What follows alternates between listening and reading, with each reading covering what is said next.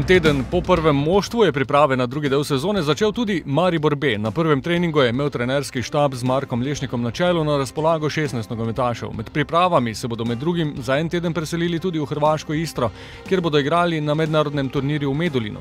Priprave bodo precej dolgotrajne, saj se v primerjavi s tekmovanjem v prvi ligi tekmovanje v tretji ligi Sever začne šele en mesec kasneje, 21. marca. Ja, seveda za nas je netipična situacija, to za nas tudi strokovni štab, ki smo to pripravljali malo netipično, ampak seveda fante moramo dobro pripraviti za tudi delovanje morebitno v A ekipi in pa seveda potem tudi za naše državno prvenstvo. Cilj vsega tega, bistvo glavno pa, da bi fante spravili na čim višji nivo in da bi se čim prej približali tistemu, kar pač je pred njih postavljeno v zahtevah pri A ekipi.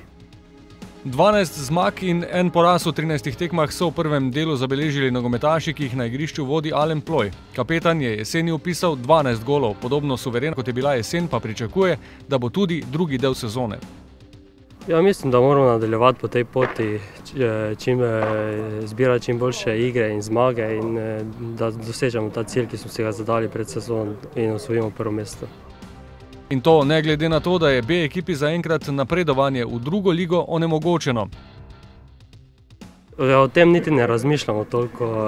Gledamo z tekme v tekmo, da dokažemo, da ne spadamo v to tretjo ligo, vendar resnično o tem ne razmišljamo.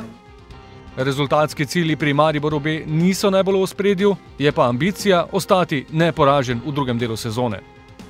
Pa gledajte, naš tekmovalni cilj je vedno, vse smo Inka Maribor, da osvojimo prvo mesto, ampak meni je v prvi vrsti to, da fante spravimo na čim višji možni nivo, da fante spoznajo profesionalni način dela oziroma da se odziva tega, kaj v njihovi karieri čaka. Spomladanski del sezone bo Maribor B začel z domačo tekmo proti Mons Claudiusu.